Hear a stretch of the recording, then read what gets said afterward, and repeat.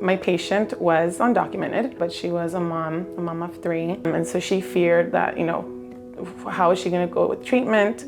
Thankfully, with the breast and cervical health program, we were able to connect her to our treatment program coordinator at the time. And I felt very strongly that this patient really needed imaging. The patient was a little hesitant, asking how much was that gonna cost? Is it gonna be $100, $200, $300?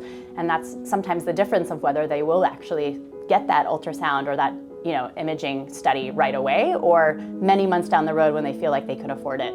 And months we don't always have, right? That makes a huge difference in someone's diagnosis and someone's prognosis, to be able to kind of catch things early. That's the whole point of screening, right? Is to catch things early. And it was really nice to be able to say, we can use this BCCHP program to actually get you screened, have it be covered, so you can get all this imaging without having to worry about the financial implications or cost to your family. And I'll never forget this patient because she went through, she did receive treatment, and after about a year or so, she went into remission. It's hard to find people that kind of understand where you're coming from. I shared with the patient that, as a daughter of immigrants, of Mexican immigrant parents, it was these type of programs that helped my mom complete her screenings that were needing to be completed.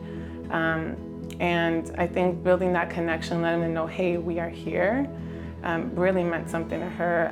It's a lot to take in, and especially when you can feel not supported and maybe not even in your place, like out of place in this country. That really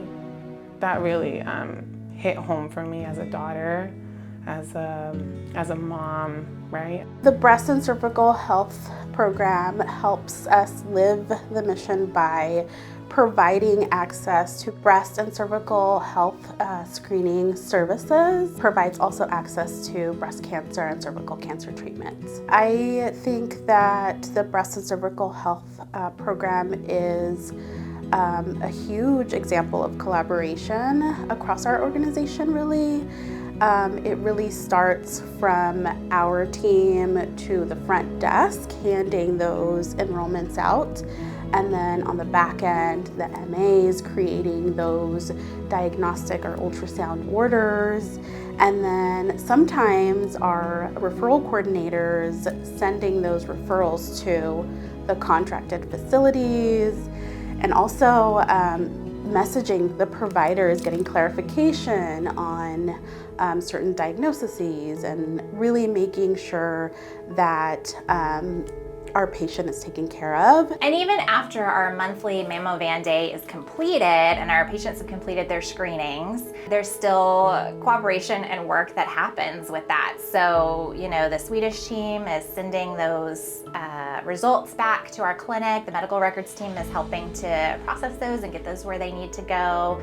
And then the providers and MAs are reviewing those records, and then Jenny, the Pensy, and I provide support with any high-risk tracking as needed. So as folks know, breast cancer screening is always something really important to us as part of primary care. And in 2023, we're putting particular focus on it because it's one of our priority measures for the year. And so as a QIC, that's something I'm really paying attention to. And the amazing thing about the BCCHP program is that it provides funding for breast cancer screening for people who otherwise might not have insurance coverage or otherwise be able to afford this really important preventive service.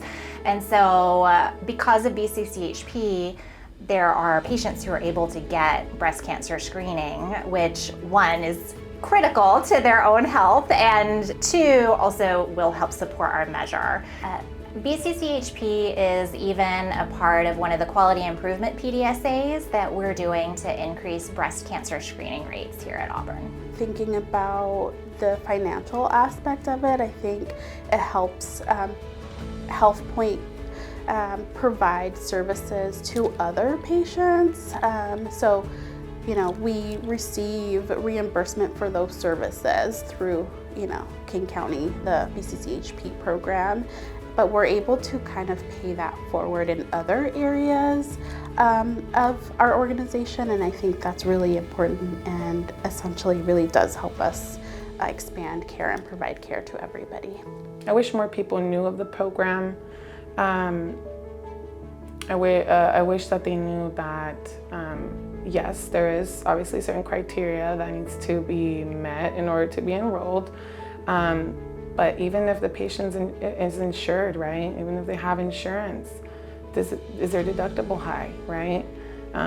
We offer support and we help the patient enroll even if they have insurance. If you have a patient in front of you that you think would benefit from this program, or that you know is maybe overdue for services and they're hesitant, or they are maybe worried about not being able to pay, reach out to us. We are always available to answer any questions, to talk one-on-one with the patient, to really just kind of guide them through and help them.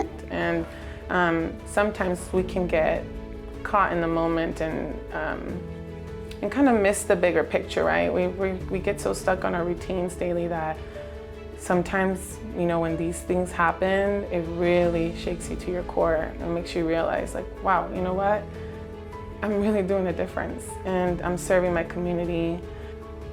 It's very fulfilling to know that my team, the organization that I work for, is also on the same mission, right? With patients at the top and trying to provide them the best care that we can.